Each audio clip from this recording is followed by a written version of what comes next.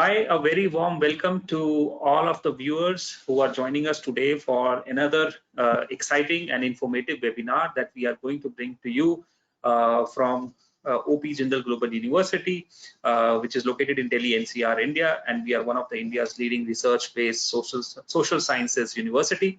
I have been doing these webinars for last couple of months. This is our 13th webinar in a series of conversations that we are having with leading educators from around the world.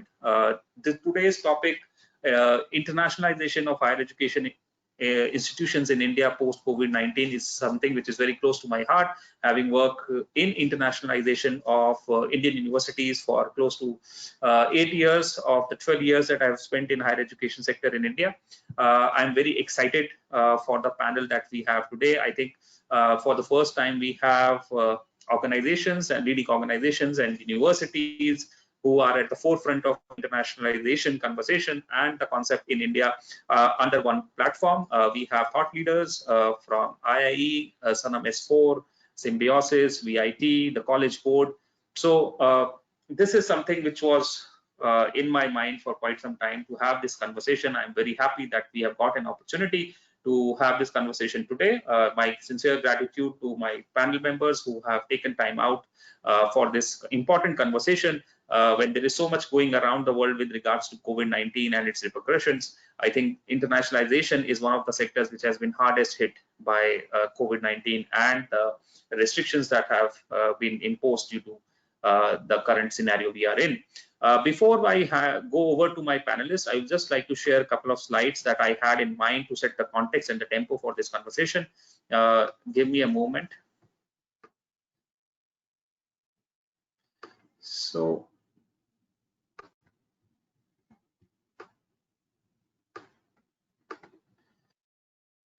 internationalization aspiration in India is on the rise. As all of you know, the government of India came out with a Study India campaign wherein they said that we want to, and that's our aspiration in India, we want to attract 200 foreign students to India, which will be more than 4 times the current total.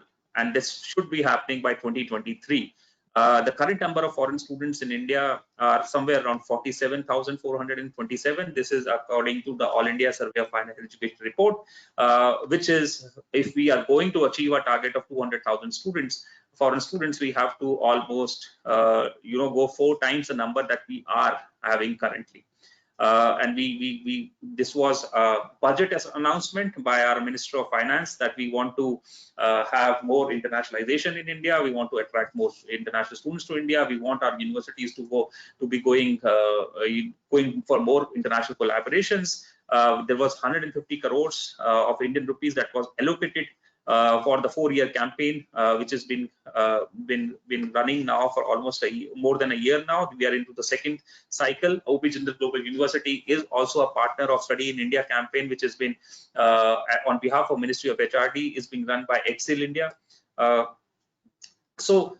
This is what we are doing with regards to the Study India campaign and the policy that the government of India has come up with. MHRD, when they came out with this policy decision, they said there are multiple reasons for Indian institutions to be going abroad, and we putting this amount of money in internationalization. And these are some points that were mentioned in the parliament. They want to improve the soft power of India with focus on neighboring countries, use it as a tool in diplomacy. They want to boost the number of international students in India. We want to have double the market share of global education exports from less than 1% to 2%. We want to improve the overall quality of higher education. Definitely, when you go global and you interact with the world and the higher education sector abroad, you definitely uplift your own institutions as well. Global rankings, which is another aspiration now. With those of you who follow in Indian education sector, we had the Institution of Eminence, the 20 universities that are now selected by MHRD. OP Jindal Global University is one of those institutions of eminence, and our mandate is to break into global 500 rankings in the coming 10 years. So internationalization also plays an important role there, since we have one of the factors in ranking is the number of international students and international collaborations that an institution has in the country. We also are export-import imbalance. India is a big sender of students. We send every year close to if I'm not wrong, 7.5 or 8 million students. Sorry, under 500,000 students, 700,000 or 800 students abroad. We want to cut down on that student going abroad and maybe looking for institutions within the country itself.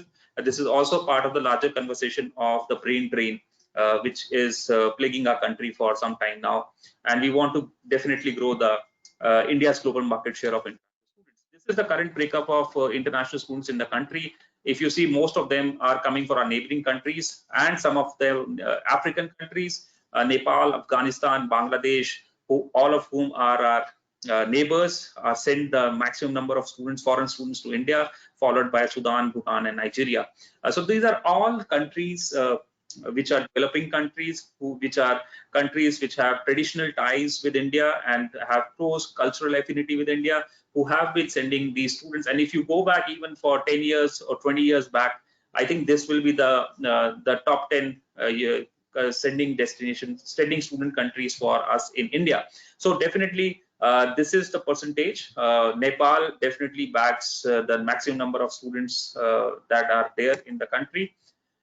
So aspiration is very, very big for us. We want to do good. We want to have 200,000 international students. But what is happening on the ground? If you see on the ground, the number of international students in India is rising, but only at a very moderate rate. There is, despite the campaign, despite the numerous government measures, we have seen that the numbers are not increasing as they should. As per our target of 200,000, we only got about 47,000 students in 2018 and 19, which was just 1,300 above the last year before that, where we had got 46,144 students. So one of the key reality of our current context of people associated with internationalization of Indian university is that we are just not able to deliver on the kind of expectations that maybe government has from us. And why is that? Why are we not able to deliver on that aspect when we have, if you compare the Indian higher education institutions and the strength of our education sector? I think one of the first thing that comes to mind is our fee structure, lower cost of living, English as a medium of instruction, global recognition. We just got our membership for the Washington Accord renewed last month.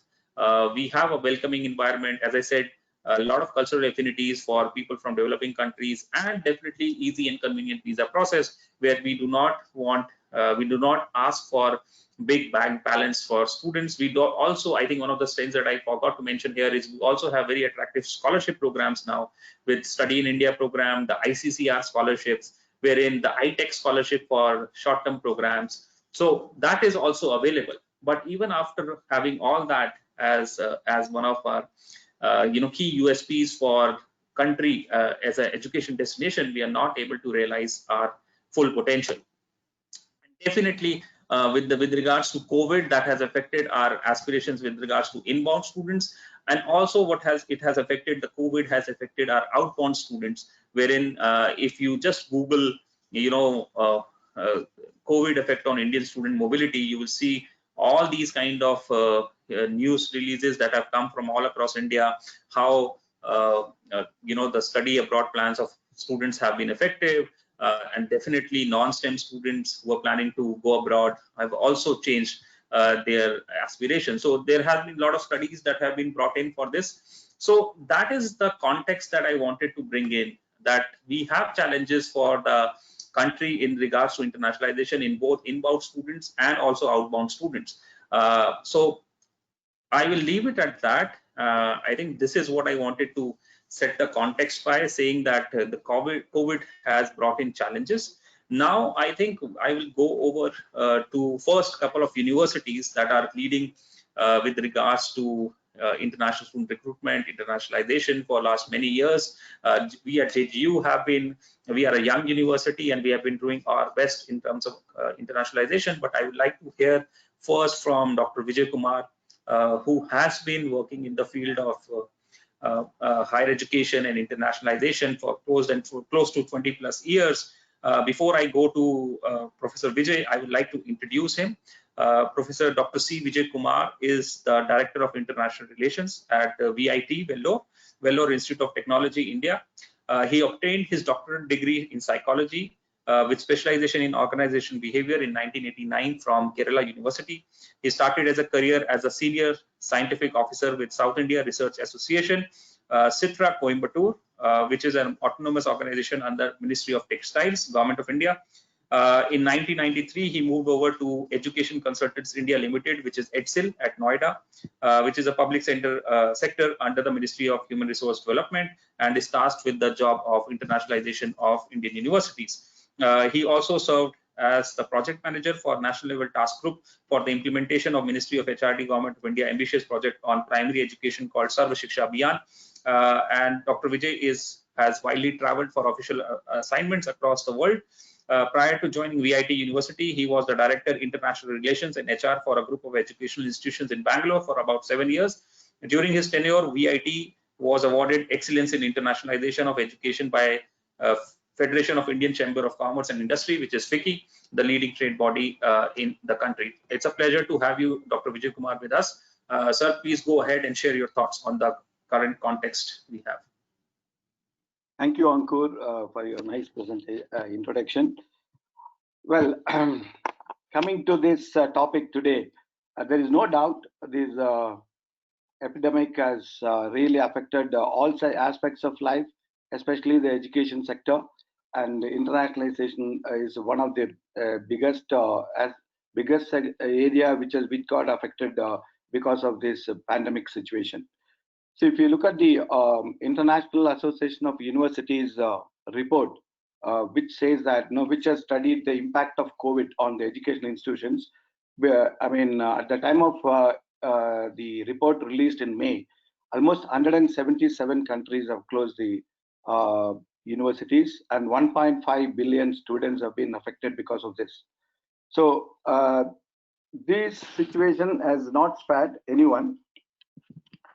So how we are going to cope up, this is going to be the question, because the education is a one sector which has to go on, whether it is pandemic, even it has survived so many years, so it has to go on.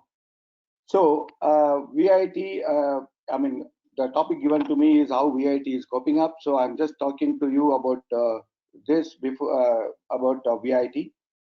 See, VIT, we have close to 1,400 students from almost 51 countries.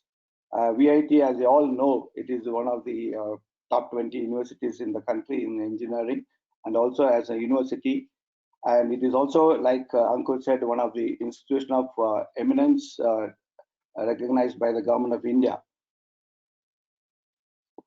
We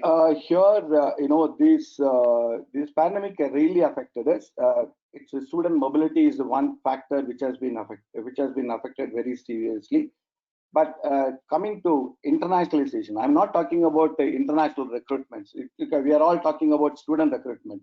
Internationalization is not just international student recruitment. It has many factors like international academic research or international the faculty mobility, student mobility. Everything is affected because of this.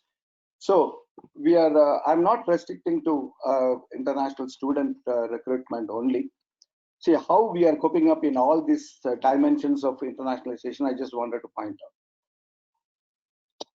As far as international recruitment is concerned, yes, this has affected our promotions and other activities. However, we are very strongly moving in the digital platform, and we have been conducting like this webinars with our partners and promoters in different countries. And also, we have been, as I mentioned, through the social media, we have been trying to reach out to our target audience in the select countries. Okay, wherever we think that is the student source countries for India, especially as our my colleague said, this is from mostly from Asia and African countries. But again, this is not the intensity of that cannot be as what we used to do, but we are trying to do and try to reach out to as many people as possible through this thing. And I would very gladly tell you that even during the pandemic, except for the month of March, our applications have almost come to a standstill in the month of March towards the end.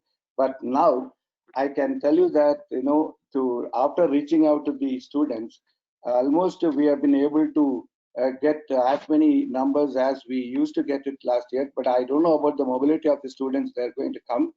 But the numbers are rising. The applications are received every day. At least, we receive 4 to 5 applications from the students from abroad because of our continued promotions. But having said that, I don't know whether they're going to come and join the institution. This is going to be a big question mark.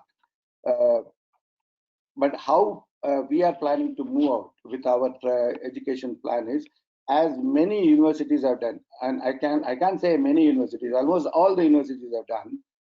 We are now on an online mode.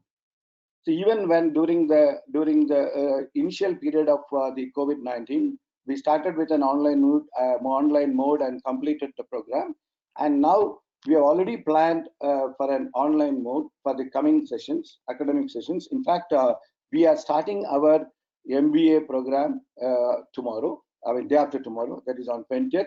Our first 2020 batch of MBA students are joining, and they will be on the online mode.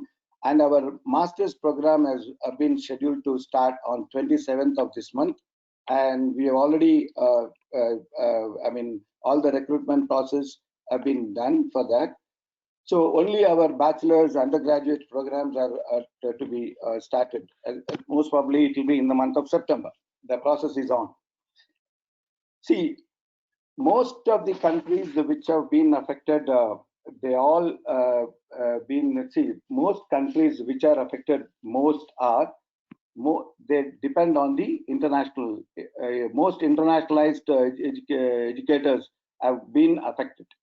When I say that internationalized educators, like the countries like US, Australia, Europe, and others. Ankur said that, despite all our effort, we are not able to reach the figure which we are actually aspiring to. But India has always been has not been very aggressive, except for a few institutions, right? Because my experience in the international promotion with ETSIL, which is the government body, which is also now doing the study in India, I realize what I wanted to share here is that not many institutions were focusing. It was a sporadic. It was not very systematic, regular, promotional activities by government or by institutions. Very few institutions have gone in for an internationalization by themselves, and that's why the numbers have not been very high. In fact, at some point of time, India had a very good numbers from Africa. Even Kenya used to, because now today you are talking about Nepal, but Kenya used to send about 5,000 students to India every year.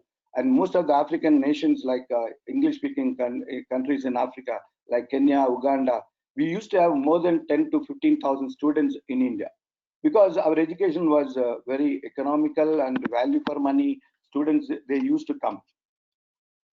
But then the government support for internationalization has just started. So it's a Study in India program is one aggressive program which MHRD has launched, and this is just a 2-year. You can say it's in its infancy. So it is not even taken off well. So it will take, definitely the numbers will come. These are the factors which are definitely going to affect each and every institution, because unless institution is very focused and go and promote themselves consistently, whether you get students or not get students, this international student recruitment will not happen unless you are very consistent in your attempt to promote your institution in those select countries. That is a very important point. So VIT has been very, very conscious about it. In fact, when I joined VIT, we never had any students from Nepal, to be precise. So we had 450 students today, because consistently we have been present in Nepal. This is my experiment. So I pick up some countries, I go. Similar way, even during this pandemic, we have identified some countries. So we are now promoting ourselves in the digital mode, and we have been trying to brand and position ourselves. Okay. This is your 8-minute alarm, so 8 minutes are up for you. Yeah. So how many minutes more? A couple of minutes more. Yeah. So on the international research, academic front, there are a lot of international conferences. I mean, digital conferences. We have done almost 23 international conferences during this pandemic time. In all the schools, whether it is engineering or it's social sciences or a law or even hotel management. They have all done one international conference during this from March to July. We have been continuously in touch with our partners. We have been engaging with new partners through digitally. And this is definitely, I'm sure that all these things will continue for the next 1 year. Until the new normalcy comes, we will be going on with this digital mode and we'll be able to take it from there and strengthen our position in the internationalization. And research activities, proposals, joint proposals, all these aspects are being carried out through digital mode, but always they have been in constant touch with the partners all across the globe. Wherever my partners are there, we have been done. See, in fact, we have been having 3-4 webinars tomorrow, next week with the US and also Australia. So all these things are going on, and this is all in relation to academic research. I'm not talking about students. So these activities, I'm sure that we all expect that the government will be able to control, because it all depends on the government how they are going to handle the situation. Unless otherwise, the student mobility is going to be affected. But definitely, this next 1 year we need to plan ourselves on the online mode, and we have to make ourselves present. Our presence should be felt in those countries. Otherwise, we will have a tough time. So this after that. So I want to tell this. See, there is no evident limit. See, there is a evident limitations for our assessment also, because the situation is fast moving. So we cannot predict what I am telling today. Maybe the situation after the vaccine has come, the situation may improve. After 6 months, we'll be able to make our physically we can have the student mobilities or faculty mobilities can happen. Right now, all these mobility activities are through online. Even we have internships online with our partners in Taiwan and partners in Australia. Even we are planning internships. We have already planned, and students are already on internships. So as I told you, there are evident limitations to the assessment, but still we can have this. We have one thing is that it is a very challenging situation. We need to be very dynamic. We need to be always look at the trend, and we need to plan ourselves accordingly. We cannot have a static plan and say that okay, this is going to be my plan for this post-COVID situation. I mean, during this situation, post-COVID, yes, we should have, like I said, we should have the plan according to the assessment of the situation at that point of time. This is my assessment. My Thank opinion. you. Thank you, Dr. Vijay. Thank you so much for that insightful thought on the process of internationalization. As it is, definitely internationalization, as you said, is more than just student recruitment, but also about the research opportunities, the faculty mobility, and all the other things that come into picture with regards to internationalization. Thank you so much, Dr. Vijay. Now I quickly move on to my next speaker. She is. Give me a second. She is Miss Amruta Ruikar, Head of International Admissions and Promotions at Symbiosis International University. She has been instrumental in driving the promotions for international students at Symbiosis. She also been instrumental in streamlining the admission process by implementing new innovative processes using technology.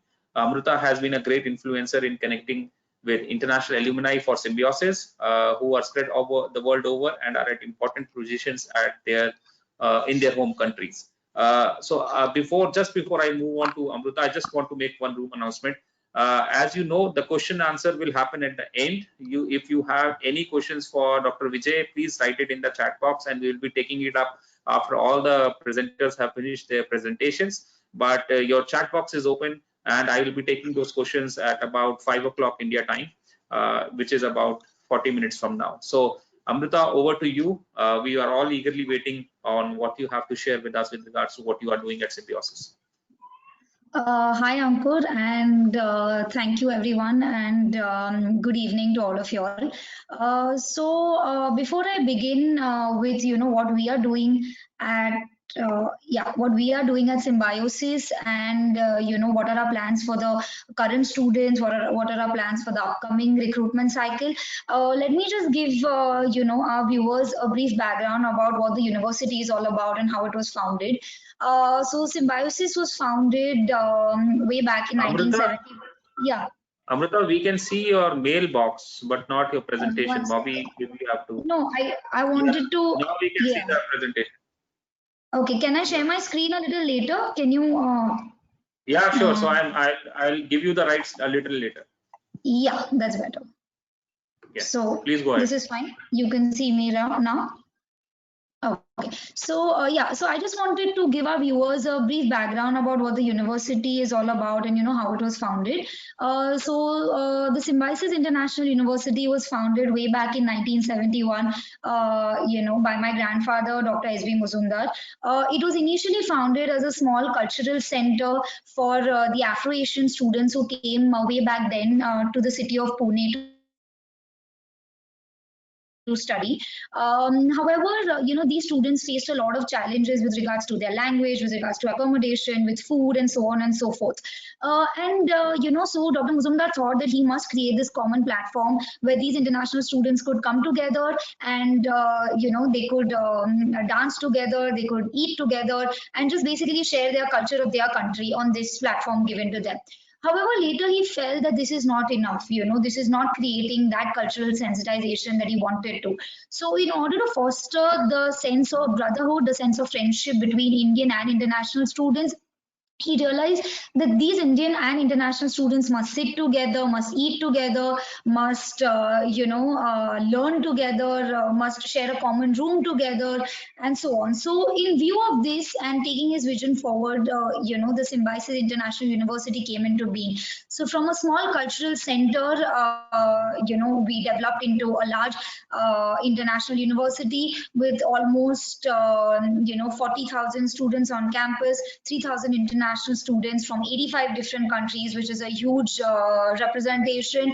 We have almost 70 institutions under our banner spread across 6 cities in Pune. So this is basically how the university has developed and how it has how from a small cultural center it has metamorphosed into this huge university. Ankur, you can give me the presenter rights now. I can just show my presentation. Yes. Yeah. Yeah, so yes, so I have already spoken to you all about how Symbiosis was founded.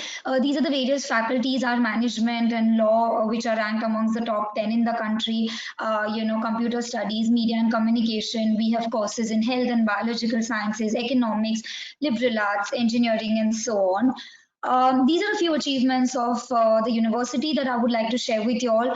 We were accredited with NAC A grade with a score of 3.514. We were amongst the top 50 universities in India as per the NIRF ranking. Our law school was ranked at top 10, amongst the top 10 in the country. Management was ranked amongst the top 22. The QS India ranking, we were at number 23, and the QS BRICS ranking, we were at 109. We were the first in India to receive the Asia Pacific Quality Network label for internationalization. We were given the most promising university recognized by Global India Education Forum, and we were also awarded the award for internationalization in higher education by the FICCI in 2015. So basically, internationalization has been in the DNA of Symbiosis because it was founded especially for international students coming from these countries. For us, internationalization has been imbibed in the DNA of Symbiosis right from the beginning. Now coming to the admission process of international students, the admission process for international students at the university is centralized through the Symbiosis Center for International Education, a dedicated department where all and each and every activity related to internationalization is goes through this department. This is a totally online process where international students have to go online. They have to fill in their documents, their statement of purpose, their transcripts, a letter of recommendation, which is then evaluated by the admissions committee, and only when the admission is guaranteed to the student after evaluating these documents, only then the student has to come to India to attend these classes. So these are just a few screenshots of our website and our online portal. So as I said, Symbiosis was founded in order to give a home away from home for international students coming to India. So we take a lot of efforts and organize a lot of events for international students where they can show their culture, they can take part in sports activities, they can showcase the cuisine of their country and so on. So we organize sports activities like indoor and outdoor games like football, tennis, and so on.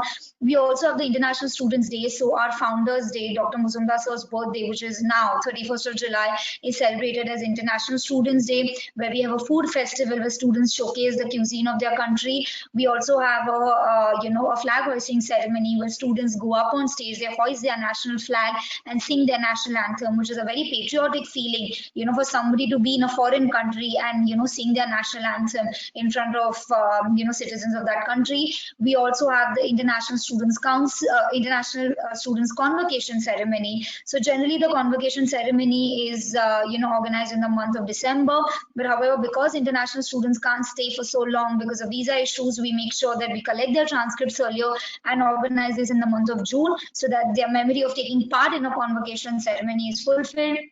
We organize these small events like Iftar, Diwali, and Christmas. So these are just snippets that I wanted to show you all, where we try and create this, sense of belongingness for international students who come miles away, who leave their friends, who leave their family, and, come here for the purpose of education. So we try to give them this home away from home feeling. We also have the International Students Council. The biggest USP of this council is that it not only consists of students from Symbiosis, but students from other universities in Pune city. And this council strives really hard to solve all the problems and challenges that any student from any university in Pune will be facing. We also provide student support. We understand that these students, don't have anybody when they come here. So we try to act like their friend, we try to act like their parent in times needed, and we try to extend this support to them. Now coming to international collaborations, we have a large number of collaborations with universities across the globe. As you can see, there's Australia, Germany, France. There's Dauphine. We have from the Berlin School of Economics, Leeds University, universities in Russia, universities in Taiwan, the Ritsumeikan, Japan is from Singapore, Nanyang Technological University. We have, these are a few more logos of the universities whom we have collaborations with, maybe Pompey Fabra in Spain, IUPUI, Portugal, Netherlands, and so on. We also have student exchange programs where students get an opportunity to go for a semester, or a summer school to our partner universities abroad. We also have students from these partner universities, who can come and study with us for a semester. Our unique program is a Study in India program, which was, where students can come for around 3 to 4 weeks, where we give them a glimpse of what is the culture of the country, what is the political scenario, economic scenario, the traditional art and craft of the country. Then we give them a few lectures, some health modules that we give them. Then we take them on outbound visits to, the nearby cultural heritage sites, and so on. So just this program is basically to, yeah. Amruta, your 8 minutes are up. Just yeah. Yes, yes. So just to give them a few glimpse of what we do, so what India has to offer. As I've already spoken about, how students get an opportunity. We have faculty from from our partner universities who come and spend a month with us, 1 to 3 months, a year, and they help in internationalizing our curriculum. So the best practices from our collaborators can be brought to our university. These are a few programs which the university is a part of: the UKD project, the India US Knowledge Initiative project, the Indo-German project. We also have our mentors, our well-wishers, which are big names in the field of internationalization, like Dr. Philip Albach, Dr. Jane Knight, Dr. Hans David, and Dr. Jose, who have continuously been mentoring us as to how to internationalize the university even more, how to internationalize the curriculum, how to get that aspect of internationalization into the university, not only at the student level, not only at the faculty level, but at the university as a whole. We are also part of the Erasmus Plus project, where we are a part of projects from right from sanitation to capacity building and so on. We also have recently launched the Symbiosis Center for European Studies, where most of our collaborators are universities in the Europe, and hence we wanted to focus our efforts into this area. And we have academic programs with them, we have webinars, we have international conferences, collaborative research that we do with them. But however, I would like to focus on what is internationalization at home.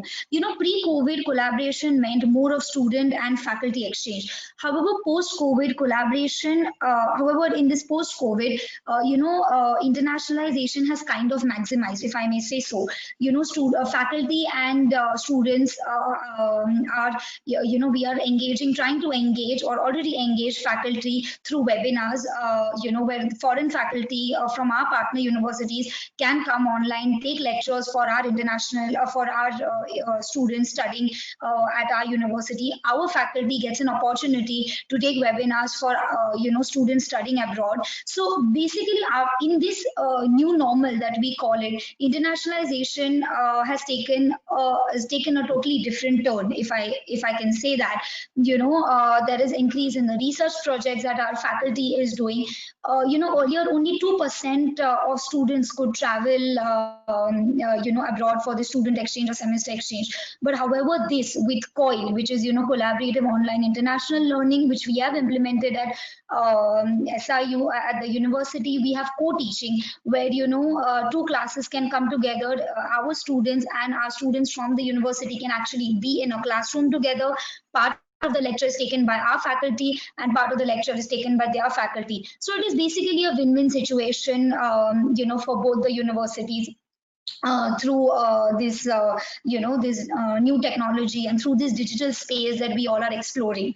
So internationalization at home is a very important aspect that I feel universities must focus on, especially now, in this post-COVID times, where we don't know when we are going to return to our normal lives of traveling, giving opportunity to our faculty or students to go abroad.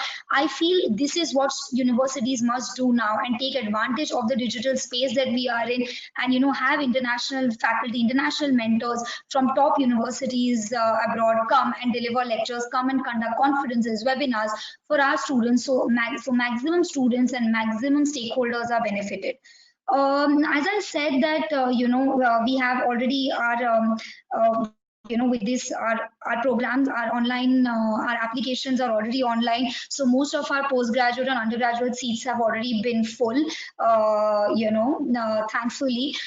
So we have already conducted our postgraduate entrance test was already conducted earlier in the month of December. And for our undergraduate entrance test, we have already conducted it online. For international students, it's always been that they can do all this from the safety of their home. So, they haven't been affected much. The special policies for our incoming batches that we at SIU are doing is that the first whole semester we are allowing students to do from their from their home, from the safety of their home. We're also looking at policies where we can allow international students to do one whole year from their home country and then come and attend physical classes as and when they feel safe, as and when their parents feel safe to send them here. And When you talk about plans for the upcoming recruitment cycle, I would like to say that Symbiosis has always believed in its goodwill ambassadors. So, we have students who have always gone back to their countries, spoken to their friends, spoken to their relatives, and then we have got admissions. So it's more of word of mouth from where we get students who come and apply to us. But nevertheless, we are also trying to look at online portals and this digital interaction where we can connect with our target audience, can connect with schools. We already have a lot of invitations for these virtual education fairs that organizations are conducting now to be a part of. So this is the new normal. We need to get used to all of this. Also, Amruta, I just want to let you know that you are above 14 minutes now, so I request if you can yeah, so I think, close it short. this is about it. So I would just like to say that, this is what we are doing at Symbiosis. This is how, how we have imbibed internationalization at Symbiosis. Yeah, that's Thank it you from so me. much. Thank you so much, Amruta, for that interesting And presentation I'm and sorry share. I overshot my time. I'm sorry. No problem. It's okay. I think we'll make up for it going Thank forward. you. Okay, so quickly moving on to my next speaker, Mr. Vivek Mansukhani. Vivek Mansukhani is the head of the Institute of International Education in India. He leads a team that manages international scholarship and fellowship programs, builds higher education partnerships, and offers IIE expertise in international education consulting and research to foundations, governments, corporations, and higher education institutions. Vivek served as director of the Ford Foundation International Fellowship Program in India, as head of scholarships and alumni India at the British Council, and director Arts India at the British Council. Alongside his work in the education management sector, he heads a theatre company where he acts, writes, and directs. And it's a pleasure to have you here with us, Vivek. Please go ahead and share your thoughts. I'll just give you the presenter rights. Yeah, so you will have got the presenter rights now. You can share your screen. Can you see the screen, everyone? Yeah. It's good. Wonderful. So thank you so much. It's a pleasure to be here among so many friends. So I'll kick off with telling you a little bit about IIE, Institute of International Education. And I will be focusing really on what solutions IIE can provide, but particularly in the post-COVID situation. So IIE, as many of you might know, is a global organization. It's 100 years old. We have offices across 18 cities, along with affiliates. And we were set up in 1919, that's 101 years ago. And our main aim and objective is, as an organization working in international education, is to advance scholarship, to build economies, and to promote access to opportunities. So we've been doing this across the world over so many years. And our office in India is now 15 years old, and I manage the India office working out of New Delhi. That's the only office we have here. To tell you a little bit about our higher education network across the globe, as I said, we have extensive networks, having been in the business for so many years. We've also got a record of building many successful partnerships within countries, across countries. We are also known to be sharing best practices in international education by organizing various thought leadership forum, conferences, and so on. And many of you have already been part of these in the past. And also a global team of training experts and educational professionals. One of the things that we like to do and we pride ourselves in is in creating sustainable institutional partnerships. So for example, I have 3 examples on this slide here. The Fulbright Scholarship Program, which we've been running for many, many years, along with the Department of State of the US government. This supports more than 800 faculty per year in across 125 countries on Fulbright exchange programs. We ran a program for the Brazil government where 27,000 students went over to the US and to other countries to study for 4 years. And the third example is of the Carnegie African Diaspora Fellowship Program, funded by the Carnegie Foundation, which actually brought back African professors and faculty who had become experts in higher education studying in the West to go back and contribute their time, their energies to Africa, to their home country.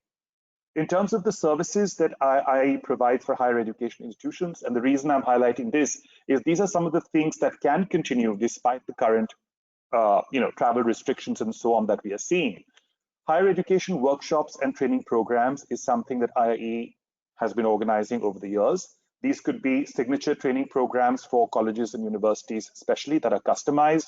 These also could be partnership building workshops where we would bring more than one university partner together and matchmake, as it were, between those 2 universities. Best practices conferences and fora I've already mentioned. Now, these are particularly best practices in internationalization. We have a number of experts across the world, not just in the US, who have over the years picked up a lot of experience, whether they're academic leaders, whether they're government leaders, whether they're from the not-for-profit sector. So bringing them together to kind of think through and brainstorm and then suggest what would be best practices going forward in the area of internationalization is something that we can do. Consulting and higher education research is another area that we do. And many of you may know that we have a very strong research wing, which is called our Research Evaluation and Learning Wing. And for the last 70 years, IIE has been bringing out the Open Doors report, which tracks international student mobility, particularly of students going to the US and US students going out from the US to study abroad. We also bring out another report called Project Atlas, which again maps the international student mobility for other countries other than the US. We also help with higher education capacity building. Now, these are tailor-made programs working with education institutions, and this is something we're continuing to do even in these sort of difficult times. Or it could be individual capacity building in terms of designing particular programs, staff training, recruitment, and bringing people up to speed with what internationalization really means for them. Global experience and training is something that we do for young students and professionals, where we may be arranging hands-on training, internships, mentorships, giving them access to the best global education. We also work very closely with Education USA, and our advisors work very closely with the education counselors and advisors across the world. Faculty development is another area where we have a lot of expertise, and this could be working with individual faculty members or indeed organizing workshops and trainings for particular institutions. As I mentioned, for over 70 years, we're bringing out the Open Doors report, and anytime that there is a pandemic or situation, the reason I say that is over the life of 101 years of IIE, we've actually seen 11 pandemics. This is what our president, Alan Goodman, shared recently in a webinar. And each pandemic has brought its own set of challenges. And this time, we started off by doing a survey, particularly in the US, of US universities, of how they were reacting to the COVID situation. So the first report based on the survey was brought out in March. This really looked at academic student mobility to and from China. And the second one, which we brought out in May, really looked at emergency responses and how US universities in particular are planning for the future of student mobility. We've just launched a survey for the third time, a third survey, and the results of this will be out in July. These are all available on our website, iie.org, and provides very interesting statistics. I'm just going to highlight a few from the second report. So this is again, as I mentioned, about US institutions, and 91% of the institutions had closed their campuses. This was in May, and obviously things have changed even further since then. 99.5% of the institutions have moved all in-person classes to virtual instruction. In terms of international students in spring 2020, obviously, as you can see from the data here, a number of them were affected, a number of them had to go back to their home countries. In terms of the US study abroad programs, a number of them were canceled. There were 22,000 students studying abroad, but 17,700 of them had to be evacuated and had to return to the US, and that number has gone up even more. Now, looking ahead, I want to draw your attention to the last statistic here, that 88% of institutions believe that their student enrollment will decline for this year, and 30% of them have said there'll be a substantial decrease. We've all been following all the recent developments in the US, particularly of announcing certain rules and regulations, then withdrawing them. So these are having a major impact on how students, particularly from India, which is the second largest sending country so far to the US, how students are reacting to that. And 70% of institutions anticipate that many international students will not be able to come back to the campus, and you can see the statistics here. What IIE has done in terms of responding to this, we manage a lot of funds which are called Scholar Rescue Funds. So this is the IIE Emergency Student Fund, and our response to COVID-19 has been raised $2 million so far. That is going to help particularly students in the US who have demonstrated a high financial need to cover the living expenses through this summer. Now, this is a small amount, but this is something that will supplement what universities and other agencies and foundations are already doing. Coming now to the focus of our chat for today, really, which is about internationalization. Just to go back historically, my colleagues have already shared their understanding in terms of Indian universities. I want to just share a few definitions. One is up here on the screen. but I'll quickly take you to this definition, which actually lists 7 key themes. So internationalization, as my colleague said previously, is not only about student mobility, but it's about mutual influences of higher education systems on one another, bringing 2 or more parties together to really be able to reciprocate, learn from one another, knowledge transfer, cooperation, and also to really help the world become a smaller global village. So the 4 strategies that are really required for any higher education program is, one, to have a clear strategy on what we want to do between 2 or more partners. What is the range of international activities, which includes exchange programs, joint degrees, online courses, etc. How will we make sure, and this is something Ankur you referred to in terms of institutes of eminence, how will we really become world class? And also, how will students, who are the end beneficiaries really of any internationalization process, develop these international competencies to be able to add to the global workforce? And this becomes even more important now because, you know, what we had predicted 10 years ago is not valid at all. I mean, students need to have so many other competencies, 21st century skills, the whole skill about how to deal with ambiguity, how to deal with uncertainty. These are all various aspects of internationalization of higher education. And Wait, we talked about— this is your 8 minutes alarm, just to heads Sure, up. sure. Yeah. Thank you. So in terms of Dr. Vijay Kumar was talking about EdSil, we'd reached out to them, last year, and we said that with our experts, we would be able to run internationalization workshops with certain topics. That is something that we're very happy to do. I just wanted to quote to say that providing an educational experience that compares favorably to leading international institutions, universities in India need to focus not only on curriculum, but also on the process of its delivery. And that's something EdSil and other partners believed is unfortunately something that needs to be improved and could do with a lot of hand-holding. So in terms of strategic international partnerships, this is something that I mentioned IIE does. This is something we could certainly look at even in this situation. And these are important because it means that you are not alone. It means that you can leverage your existing resources. It means that you can have access to what other universities have, and you can really benefit from there even where there's a crunch of resources. And also coming together can also attract external funding. I'll quickly zip through these slides. Basically, internationalization of education, just 1 minute, would help in things like research motivation, teaching motivation, resource motivation, and reputation motivation. So these partnerships could take many forms. Now, zip through these slides. It could be collaborative teaching, consortia, faculty exchange. It could be study abroad programs. It could be international dual degree programs, joint degree programs, internships, joint faculty research, international service learning, where there's an element of community service, sharing of resources, sandwich programs, jointly sponsored events, student exchange. Now, I'm mentioning all these even though in these times, because obviously, as my colleagues mentioned, these could still happen virtually. The current partnership trends is basically to reduce the number of partnerships each university has. It doesn't mean just signing up hundreds of MOUs, but actually having some valuable partnerships, redefining what this mutual benefit really means, and really bringing global recognition and growing support for such partnerships. What IIE does for students is we manage several scholarships and fellowship programs. Even in this pandemic situation, many partners have not ended their scholarship programs. We are advocates for influencing governments and policymakers so that they're more supportive of what students really need. And basically, whatever we've been doing have long-term effects. We don't have instant solutions because it's a very complex problem. I want to end with a quote from Dr. Daisaku Ikeda, who says, youth must bear the burden of the future, but it is the educators who must open the doors of the life force of the young.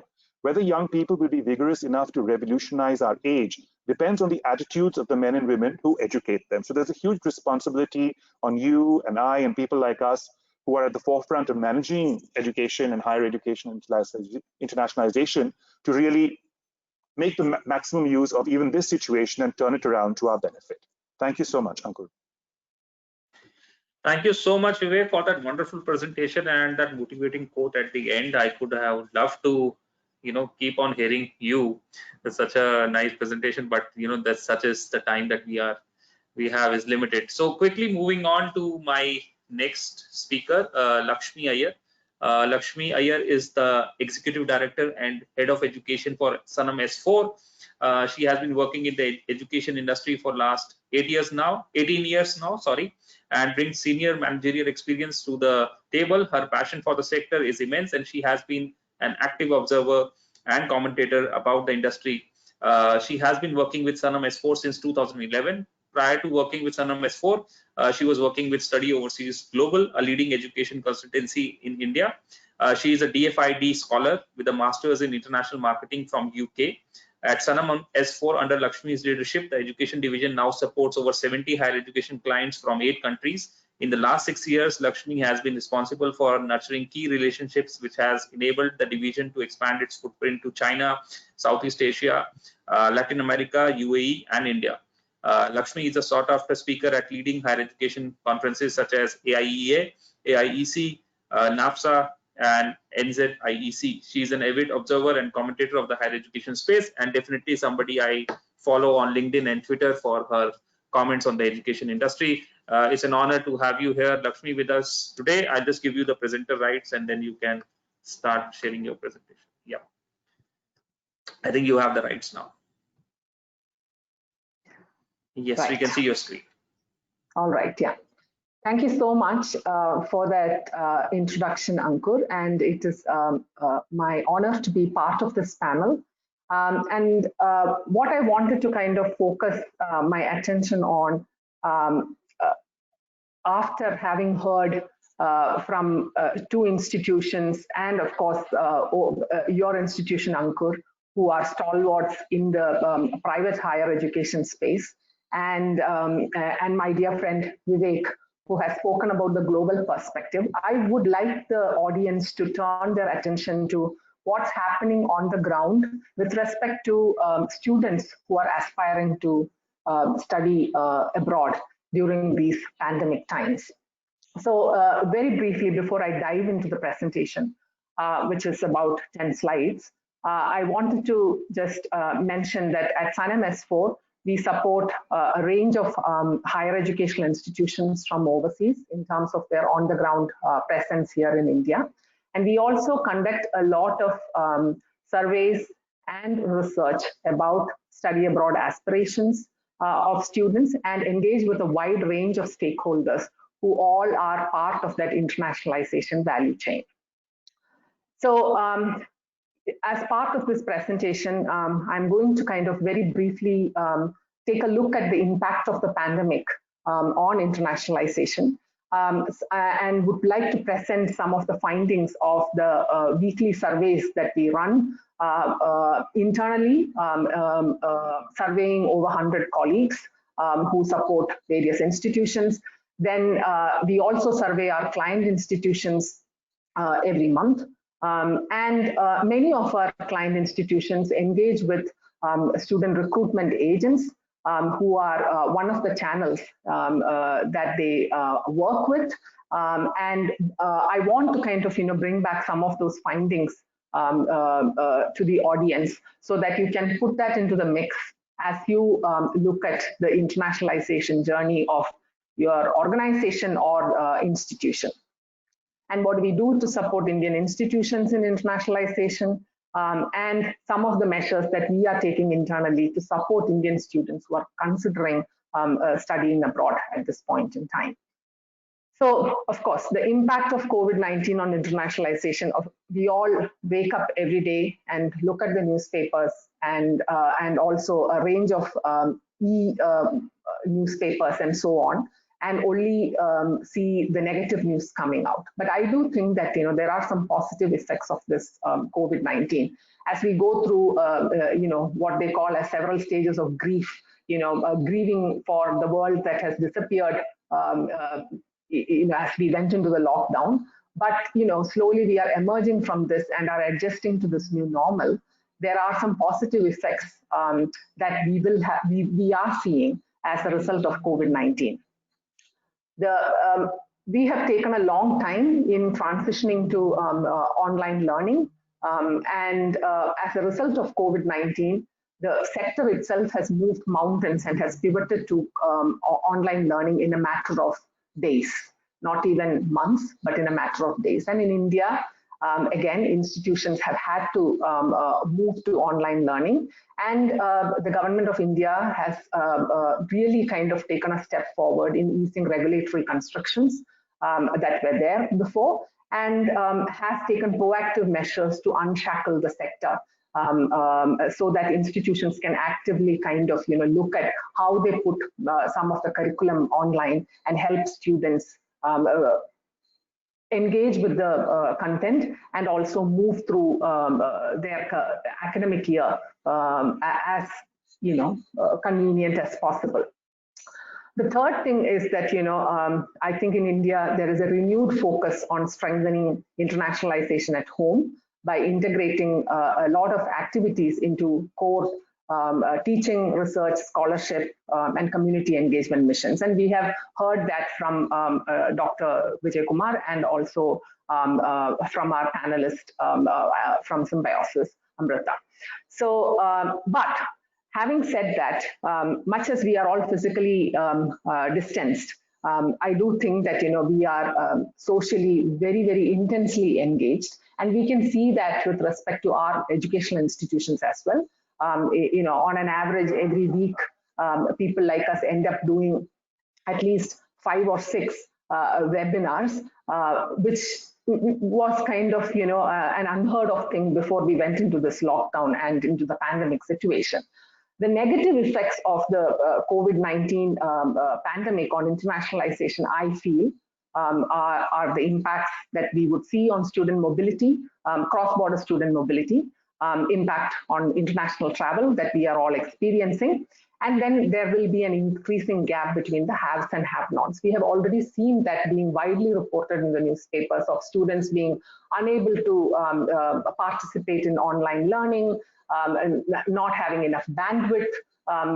Some of the students in hinterlands in the villages of India not being able to access the teachers having to kind of telephone students and give them lessons. So these are only going to be aggravated if we continue to stay in the pandemic situation, not being able to emerge effectively, and the vaccine takes longer. So I just wanted to kind of draw your attention to some of the sentiment analysis surveys that we have been conducting with a range of stakeholders.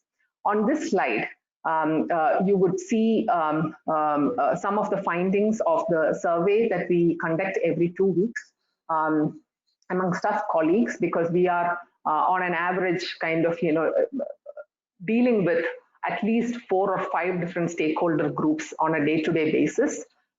So uncertainty is the dominant kind of sentiment currently, because everyone is kind of waiting with bated breath to know whether the vaccine is going to be successful, which hopefully we will hear in another 2 to 3 weeks' time, what's going to happen. And that uncertainty has really kind of seeped into the local market conditions. Everyone is more or less in the same boat. Students are feeling that uncertainty. 61% of the colleagues have said that the students that they engage with feel really uncertain about the future. Education stakeholders seem to be kind of grappling with the same level of uncertainty, and so on and so forth. We also kind of deal with, as I said, as one of our channel partners, student recruitment agents. And as part of that sentiment survey, we have kind of polled them about their understanding of what it is that the students are willing to do in terms of taking a course fully online. And the sense that we get is that many students who are looking to study overseas are not kind of in a situation where they want to complete their entire program online. They are more or less okay with doing the first semester online, and then they would like to transition into face-to-face learning. And the students are also not willing to pay the same level of fees as a regular course for taking a part of their course online. So there is also whether we have queried them about a rise in student interest in online course as a replacement for face-to-face learning, and the answer has been that it's an absolute no. most of them don't want to do that. And so the overall sentiment in that channel also is uncertainty.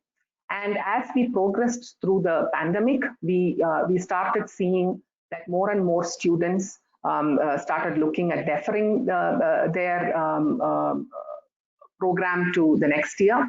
Then, getting really concerned about the visa situation, as most of the posts and embassies here have been evacuated, and slowly, the members of staff are returning, hopefully in August or September. So all that has added to the uncertainty that we are seeing in the market.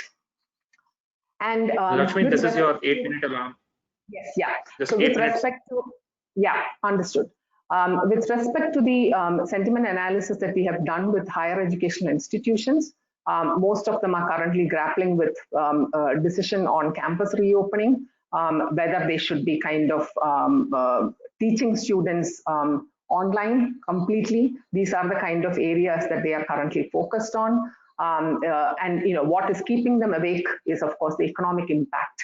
If the students, if the international students don't turn up on campus, then what happens? So that is definitely an area of concern for many of our client institutions. They are also dealing with the sustainability of their institutions. That question is looming large in front of many of them. So as a result of all of this, there are new partnership models that are emerging with local institutions. Many of our client institutions are already exploring ways to host fall semester in India by partnering with local institutions so that they could deliver either in-person or blended learning models. A concern here is, of course, that the students should be achieving learning outcomes that are at par with what the international offering is.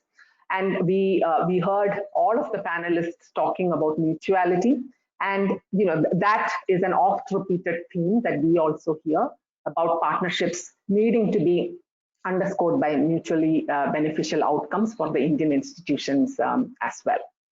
So in terms of what we are doing to help Indian institutions internationalize, we are conducting a range of webinars on how institutions could internationalize. These are all free resources that we have made available.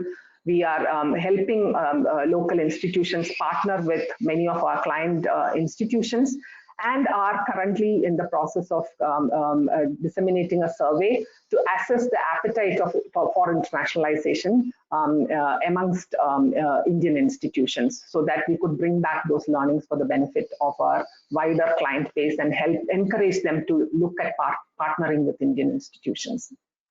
Last but not the least, what kind of support are we offering Indian students who are considering studying overseas? So many of our colleagues are constantly engaged with the local Indian students who are at different stages of their decision-making process with respect to studying abroad at this point in time, giving them information about visa situation, post-study work, how they could do the deferral if that is a situation that they want to kind of be going into, how they could transition from an online course into a face-to-face session as and when the campus is ready to receive them. And then many are also looking at entering a local institution here, and then eventually kind of looking at leaving India in 2021, as I mentioned earlier. And we are also monitoring and lobbying on the visa and post-study work front, which are very important areas for Indian students, and that we do across a wide range of countries from where we have client institutions. It is something that we take as a team very seriously, primarily because for most Indian institutions, this is a primary area of consideration when they are thinking of studying abroad. And as part of us giving back something, we are running virtual internships in India, in the UK and in the US, where we have offices, where we are working with students from various different nationalities who are all in lockdown and are supporting us through a variety of projects. So some are micro internships, some are longer term internships, and so on. And it has been fantastic to have these young people in the team integrating with us, and it almost doesn't feel like they are at home and we are at home, because they have been embedded seamlessly into some of our key projects that we are all working on at this point in time. But more needs to be done. Most of the students are quite anxious and stressed and are looking for good tutor support, academic support, and many are also concerned about how the assessments are going to be done and what kind of non-academic pastoral support they can get. So these are all things that Indian institutions can also take into account as they are looking at transitioning into probably a blended or an online format for at least a few months in the near term as we emerge from the pandemic. Thank you so much, Ankur, and I hope I haven't overshot considerably. No, I think you're same as Amruta. Both of you took the same time. So it's around 40 minutes. So thank you so much. I think we can do with about 10 minutes above the time. So, but yeah, so audience, we are taking questions. I can see already you have some questions in the question box. Please, any questions for Lakshmi, please type it in now. She had a very wonderful presentation. I wish we could have gone on with her presentation, but we are all conscious of the screen time that we have these days. So I don't want you to spend more than 90 minutes in front of screen, but basically now we are at 100 minutes. So now quickly moving on to my next speaker and our final speaker for the day, Mr. Vikram Shah. Let me just give him the presenter rights so that he can start sharing his screen. So I've given the presenter rights. Yes, Vikram Shah is the Executive Director of South Asia at the College Board. Vikram is responsible to lead College Board's New India office and the on-the-ground work related to India Global Alliance, outreach, market development, and relationship management across South and Central Asia. Prior to joining College Board, Vikram spent nearly a decade at GMAC, which is Graduate Management Admission Council, where he was Director of Product Management. He played a pivotal role in establishing and growing GMAC's work in India. Vikram's career spans 17 years across many reputed organizations that include GMAC, Citigroup, and Coletron Securities and Wealth Advisors Limited. And he has managed various responsibilities across a spectrum of functions like market development, product development, and customer experience management. Vikram has completed undergrad in accounting from St. Xavier's College, Kolkata, and master's in business administration and in finance and marketing from ICFI Business School. It's a pleasure to have you here with us, Vikram. Please go ahead and share your thoughts on the topic. Sure. Can you see my screen?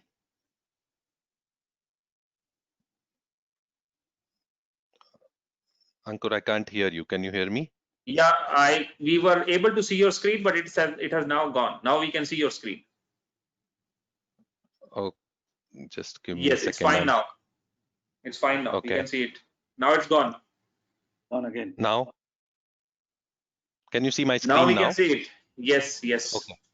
Thank you so much, Ankur, for giving me this opportunity to participate in this eminent panel. And I know that we are running out of time, so very quickly, I'm going to share my presentation and thoughts on this topic related to internationalization of higher education.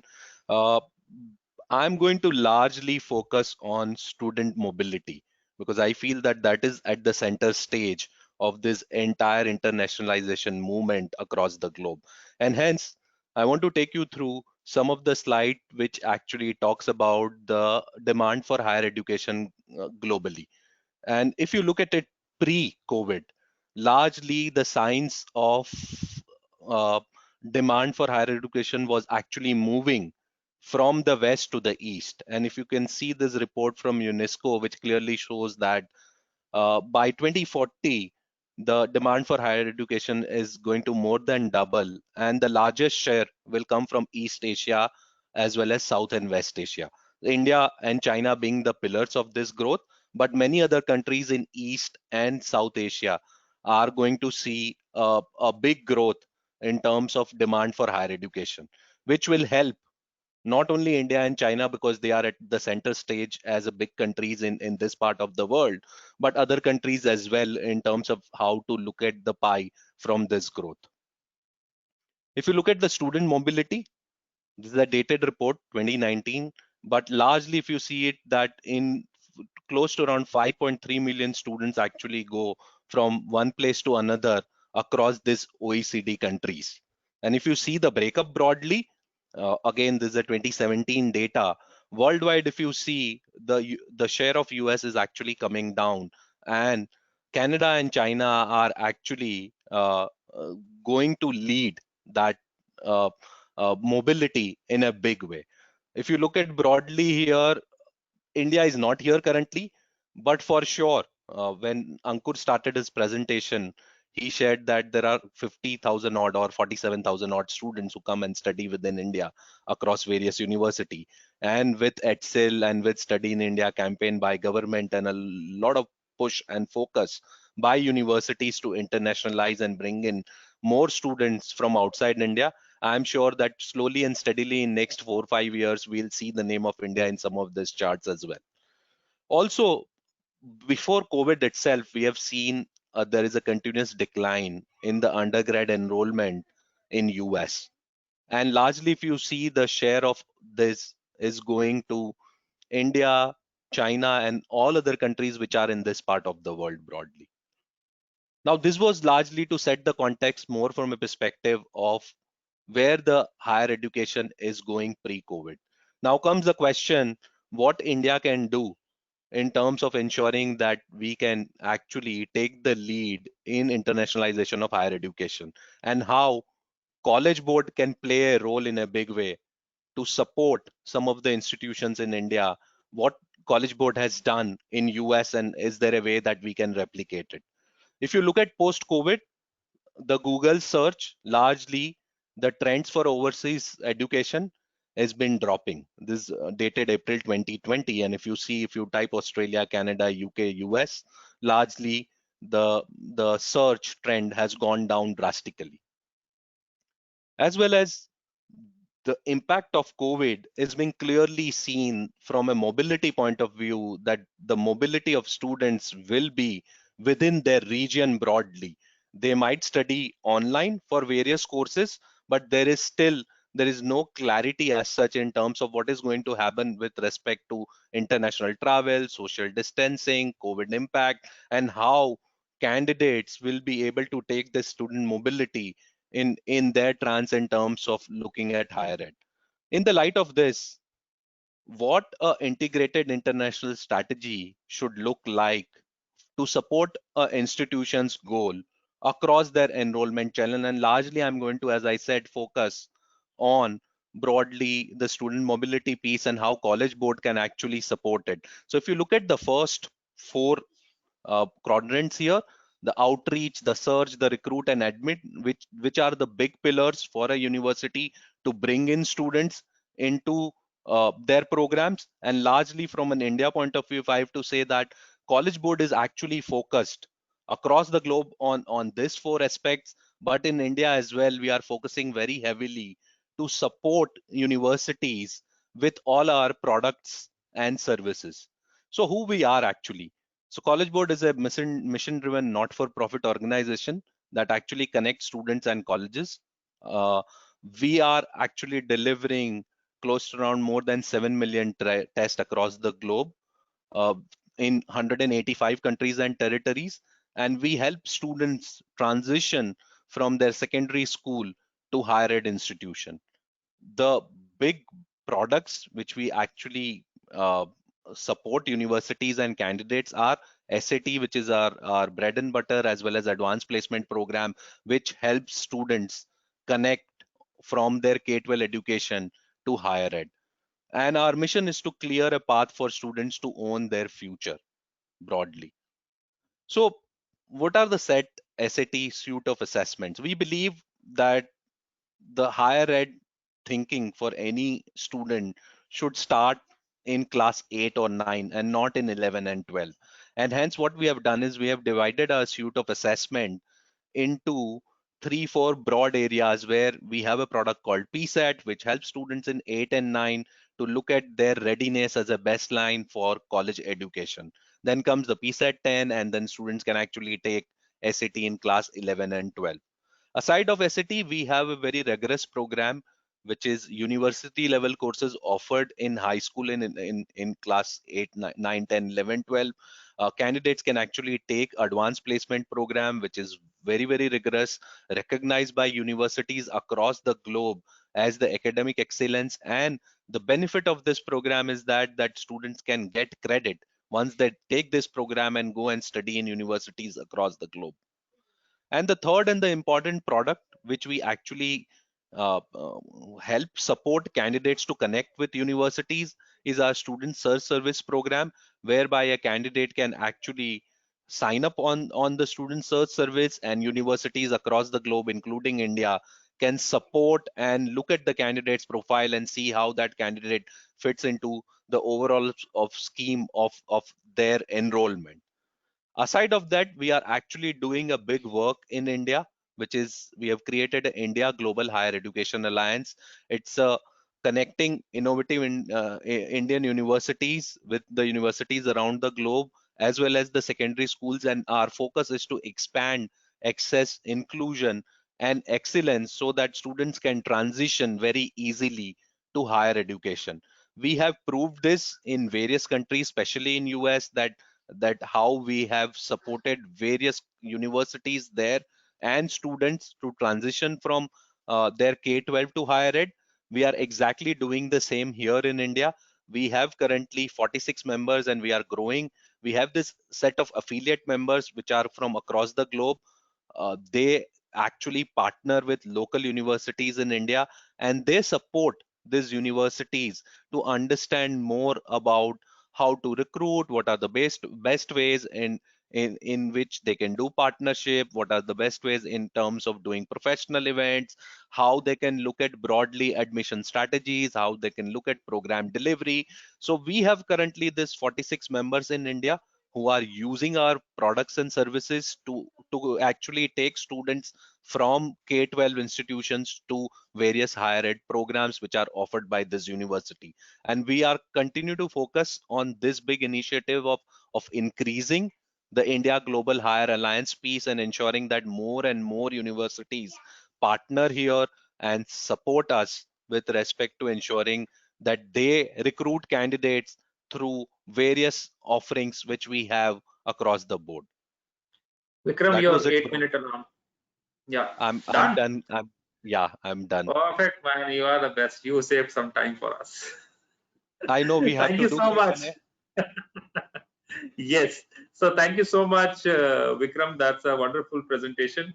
Now we'll open the floor to Q&A. I already have some questions for all of you in the chat box, but audience, please type in your questions if you want to have your questions. I can't take you online. You will have to type in your questions. So I'm taking the first question that we got, Mr. Tanoj Kulkarni, and he has a question for Amruta. Amruta, I think this is a question that will be a general question. Do you think that online education will be the norm even after the pandemic? So the hybrid learning, how do you feel at Symbiosis? Do you feel that hybrid learning is here to stay?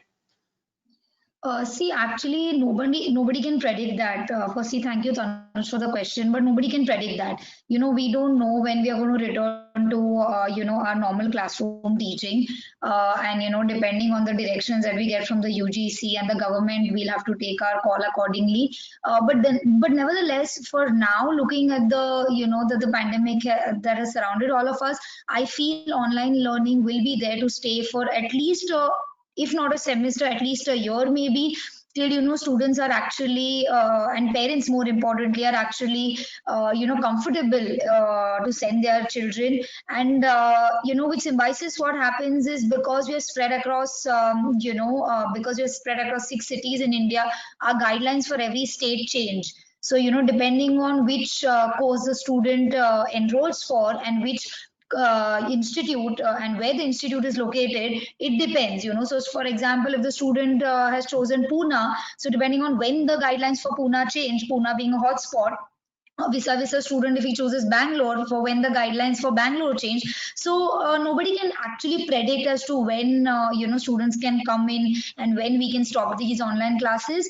But for now, for at least a year, as I said, we should be going online depending on as and when, as Lakshmi said, as and when this vaccine comes and, we all are comfortable in, coming physically to classes. Perfect. Thank you, Amruta. Dr. Vijay, if you want to make a brief comment on what is happening in VIT, is hybrid learning going to be the norm now, moving forward? Sustainable post-COVID internationalization or the education has to happen. That has to include online learning, the potentials of online, because see, potentials of remote learning. Otherwise, it won't work. Definitely, as everyone is expecting, as I told you, these are all we cannot assess the situation right now. It is changing fast every day. Overnight, there are changes.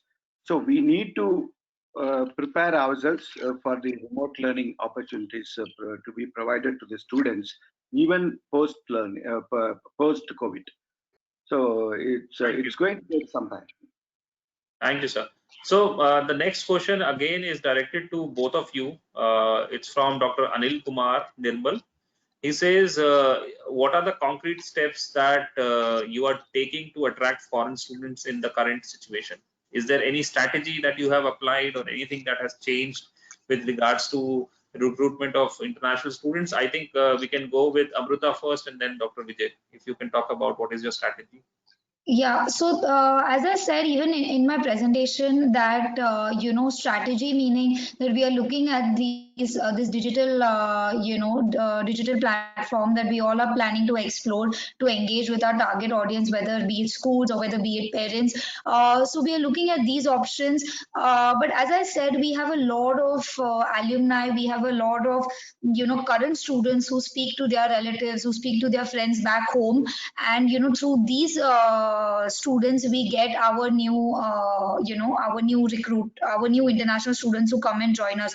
So as such, there is no specific change in strategy. Of course, the change is that we can't travel abroad and we can't take part in education fairs and all. But even now, as I said, organizations are coming up and are planning virtual education fairs that we are planning to take part in. We are going to conduct webinars for our partners schools in our target countries. So these are small ways in which we are trying to engage with our target audience and thereby attract international students to come to us.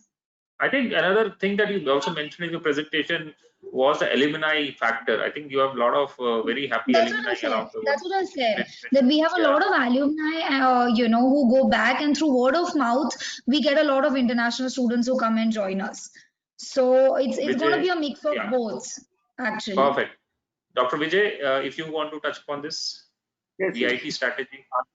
Yeah, VIT, as I said very clearly, so we have been heavily depending on this digital platform now to reach out to our potential audience in select countries, especially in Africa and Asia, and also we have already done several webinars, several online education fairs, and also we have conducted our own the Zoom meetings with our some of our university partners, through them connected to several students.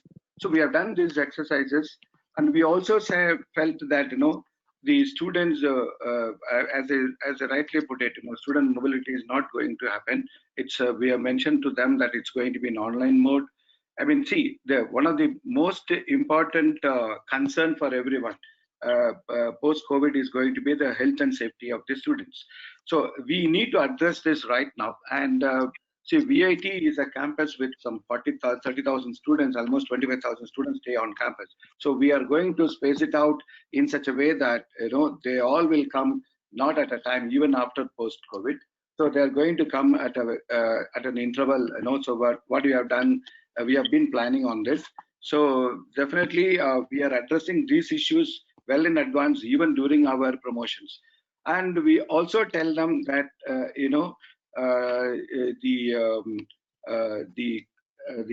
do you call the fee structure.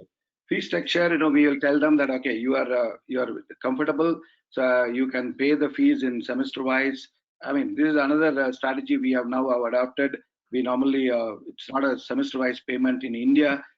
I mean, I don't know, at least with VIT it is not there, but we have been telling them that there is a concession for that. We know that the COVID has affected the economies and also a lot of career opportunities of the parents. So we need to look at all these aspects. So it cannot be as I mentioned that you cannot address a one point at that point of time. We need to take it holistic view of the situation and address each and every aspect of it. Thank you, Dr. Vijay. I now have a very good question. And this is directed to both Lakshmi and Vivek. This is, I think, a parent. Name is Mansha Bhandari. She said, "Can we think of sending our students abroad for higher education for coming 6 to 8 months? Is it worth it going abroad? Will you recommend it that students go abroad or drop a year?" So, Lakshmi and Vivek, if Lakshmi, you can take this question first on the higher education mobility. Yeah. Okay, yeah. Thanks so much, Ankur. I think, I would wear the hat of the counselor that I was before I took charge at Sannam S4. And I think there is a moral imperative here for all of us as panelists when we are kind of looking at advising students and parents as to what they should be doing in the coming months. I think even within India, where mobility is restricted and we are all worried about kind of traveling certain distances to go somewhere, to encourage parents to send their children overseas when we don't have a vaccine in sight is probably something that I would think 100 times over. But one of the interesting things is that most of the institutions have kind of transitioned into an online mode, at least for the first semester. And in some cases, they are planning for the next semester as well as being online. So that gives us about 6 months in hand. And some of the countries have also come out and have said that, for example, in the case of the UK, they have said that if students were to arrive till about a certain cutoff date in April, they will still be eligible for the post-study work rights. And the same goes for the Canadians were the first off the block to kind of make that announcement. So I think we have to kind of give this, and anyways, the borders haven't opened and, flights have not normalized. In those circumstances, I think the next 6 months, this is going to be that, students who are aspirants for studying abroad, they will start their programs online in the confines of their homes, as it is the case for even Indian institutions in the times that we are living in. Thank you, Lakshmi. Vivek, if you can share your thoughts on the question. I'm absolutely in sync with what Lakshmi just mentioned. I think safety comes first, security comes first, and I don't think any parent, any child, any counselor, any academic, or any administrator would want to risk the lives of young students, whether they're your own family or if you're advising somebody else. I mean, there are countries that are supposedly safe, like New Zealand. So if a child is going there, that could be an option. But by and large, I would say more than 90% of countries, whether in the West or East, are still not safe. I think it would be sensible that at least in the calendar year 2020, not to send students anywhere outside of the country. They should continue to study here. And, as some students said, the pandemic will end, but our aspirations to study abroad and gain internationalization will not end. So this is an ongoing journey. I know in India, there's a bit of a, something that people don't like is taking a gap year.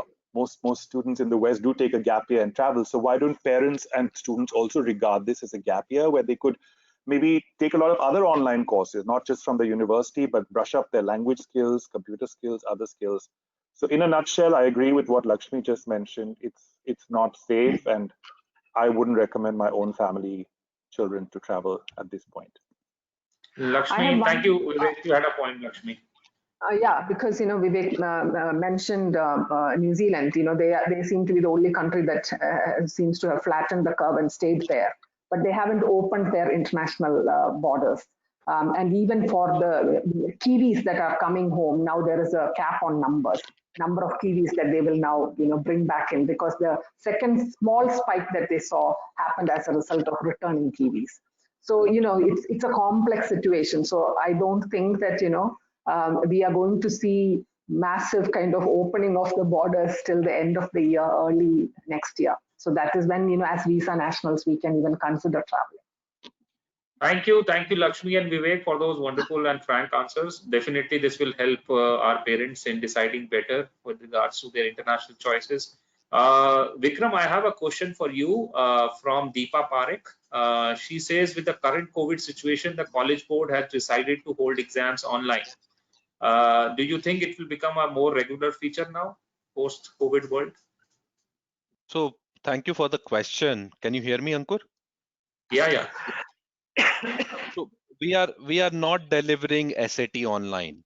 We have taken a Okay. cognizant call that we will not deliver SAT online just because we don't want a 16 or 17-year-old student to go through any kind of mental trauma for sitting for more than 3 hours to appear for an online exam.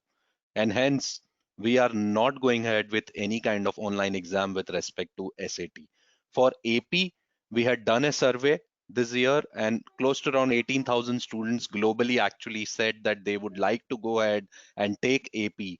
And hence, globally, we delivered AP online, but it was just a 45-minute exam, and we ensured that students have those kind of connectivities and all that. And we did a lot of hand holding across the board to ensure that those 4.6 million students who were thinking of writing AP globally can write AP. But for SAT, no plans to go online as of now. Our admin is scheduled for August, September, October, November, December, all the 5 months, rest of the year, pen and paper at schools. If schools open up, we will deliver the test. Thank you, Vikram. Thank you so much. The next question is also for you from one of my dear friend and counselors in Nairobi, Kenya, Shaheen Dar. Shaheen, thank you for listening in. Shaheen, as a question, she says, College Board, will you have an online course search and application system that shows affiliated US or UK international institutions in India, wherein your system can be linked to schools directly, where universities can access student transcripts? So do you have any setup with the tie-up with schools in India to access student transcripts for US, UK universities where they can do it online? No, we I don't think have any that's kind what. of a tie-up in India. Yeah, I just thought on the same line. We So the started this next, office last year. Sorry, go ahead. I think you have yeah, other no, questions. Vikram, you can answer. You can answer. Yeah, please Yeah. go ahead. We started this office last year, and it's not even a complete year that we are in existence currently.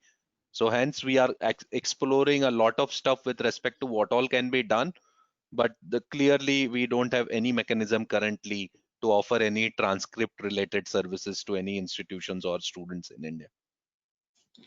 Thank you, Vikram. My next question is for Dr. Vijay Kumar. This is from Michelle D'Souza. Michelle has asked, sir, what are the 21st century skills that you think students should have now in post-COVID world? What are the important skills that you will tell students to have? First thing is adaptability. The first most important thing is adaptability, because now the situation is, what nobody expected. Even all of us are uncertain about how normal the situation is going to be, even after this post-COVID. Okay, so educational institutions are more concerned about it. As a student, he has to know that he has to adapt very well to the situation, and the skill of using technology. Technology, of course, they are very good. I mean, youth are better than us. I mean, so they use technology better. But it's going to be technology driven, and they need to adapt to that way so quickly. This is what the most important skill they need to have at this point of time. Thank you, Dr. Kumar. So now there are a couple of comments. Gurpreet Singh from DAV College Chandigarh says that very good webinar. Thank you. Abdul Kader has also said very good webinar, sir. Thank you. Do you give certificate? No, we don't give certificate for these webinars. I get a lot of these inquiries. So people who are listening in post this webinar, don't send an email for certificate. We don't give certificates for these webinars. These are just webinars for your knowledge, and so it's just to connect stakeholders for international education from across the country. So yes, there will not be any certificates. So I think Yes, thank you so much. There are a lot of comments about good webinar. So I think we are done with the questions now, and we are, I think, 10 minutes over time. I think 8 to 10 minutes over time. I am very happy that we could finish it in 10 minutes.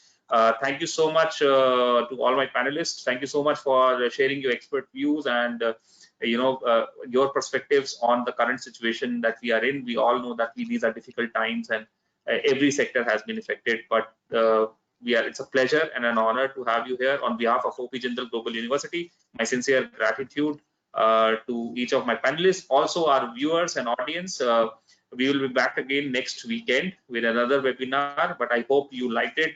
Please feel free to share your feedback with me, and definitely if you have any feedback for any of the panelists and speakers, feel free to reach out to me. I will connect you to them with regards to your feedback. Thank you so much. Any last words from any of my panelists? Please feel free to do it now.